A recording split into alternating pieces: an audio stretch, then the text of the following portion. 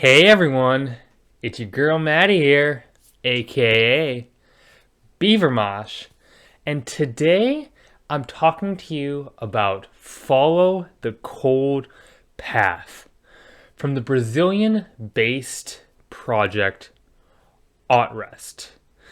Before I begin, just wanted to point out that if you saw my last video, you knew I had kind of a different improvised setup, but we're back now.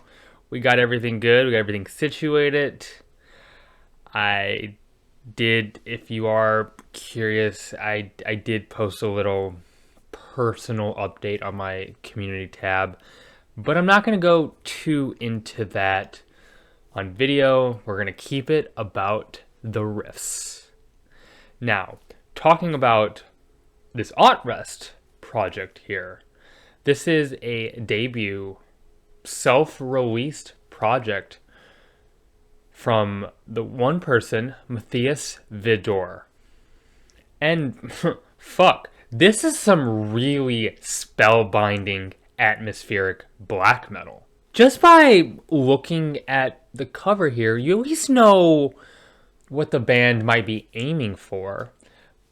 But I'm here to tell you that they nail it. It's as cold and frosty as it's presenting itself visually. And as spacious and airy as this record is, it still has a bite to it. It is a black metal record. A lot of compelling soundscapes to be found here, yet it hits. And there's still this reflective, somber aura all looming around it. The opening track, December Dusk, leads you in with this sound of like kindling crackling. It's like you're seeing an adventurer start a fire at night. And you also are met with this very warm piano introduction. But this is before we all get bum rushed with this epic skyward reaching tremolo and these fantastic galloping black metal riffs. The way that Autrest incorporates these keys, they add such a subtle allure underneath the track, while simultaneously these guitars move with such an intensity. It's a really wild way to hook the listener in at the beginning of the record. And I also love how the band seamlessly brings forward these emotionally rich, softer sections as well that just ooze this beautiful sense of isolation. It's very raw in feeling. You are presented these illustrious strings to open up the title track, while these very dark and morose melodies give the track its momentum. Vocally, Vidor goes into these very rounded and harsh howls, while the texture of this track is very dark and hollow. There is also these little flourishes that are gorgeous and moving. Watchtower starts off a bit more minimalist, I would say. The vocals are kind of a bit more hushed and in the back of the mix, while the track is really carried forward with these sparse and I would say kind of spiky arpeggios. These mid-tempered and slow-paced synths, they're really beautiful, crawl their way to the front of the track, creating this really compelling, enamoring ambience to the track. I adore how Time is a River starts here. This serene sense of swelling. It feels as if you are just gazing upon this magical waterfall with these gentle synths gradually coming more and more up to the front of the track and immediately in front of you until it blends into these quick snare rolls, and everything then just hits. And here is where we are met with these massive guitars, these emboldened vocals, and these blistering blast beats. It's overwhelming in scope. And those super compelling synths that I already talked about from just previously, they don't go away. They just blend into everything else very, very well. And it's from here that we are carried into this 9-minute Odyssey. I gotta talk about the percussion on this track, the way it switches from these more calm, relaxed passages into these more furious rushes and back again. It's very thrilling and keeps you guessing. And I also really enjoy this meditative, stripped back acoustic section that serves as a very nice bridge here. The journey that Autrest puts forward for you in mood is just spot on and well plotted.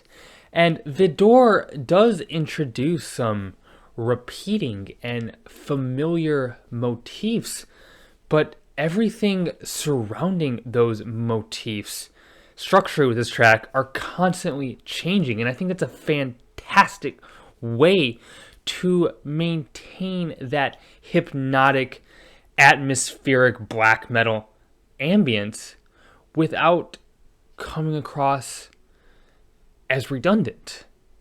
This thing maintains an excitement from start to finish. The production on Firelight, particularly, but really the record in general, it's really crisp and sharp, but it still possesses a definite rawness, and I would say a distance. Like, it sometimes sounds like it's coming from far away, desperately screaming at you from over yonder. On this track, you get these sawing riffs that match these vicious drum patterns and these pissed off sneers from the vocals. This is definitely the heaviest cut we've heard so far on the record, and it feels like we've been being led to this certain peak.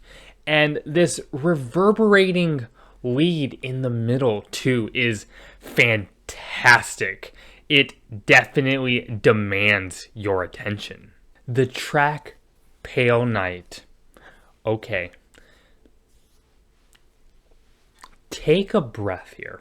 Just relax for a second, because you're about to be met with these gigantic, breathtaking mountains of tremolos with a tone that is so haunting, like, wow. But the vocals also cut through this fog effortlessly. For a record that leans and projects this emphasis on ambient so much, it still reaches these very grand in scope moments.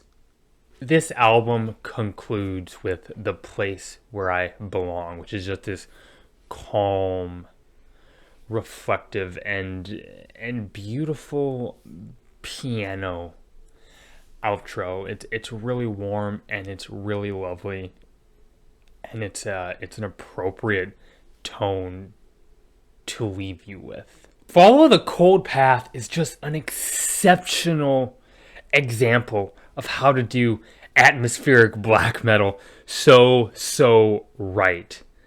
It's an Atmo Black record that emphasizes the atmospheric and the black metal equally. It effortlessly shifts from these more cold and somber bits into these fierce, cutting black metal passages, and emphasizes both with equal care and passion. This record, Follow the Cold Path from Autrest, is just so engaging and exciting and unpredictable throughout. and it just sounds fantastic. This doesn't feel like a debut record at all. It's one that caught me by surprise. And I'm really excited to see where Autrest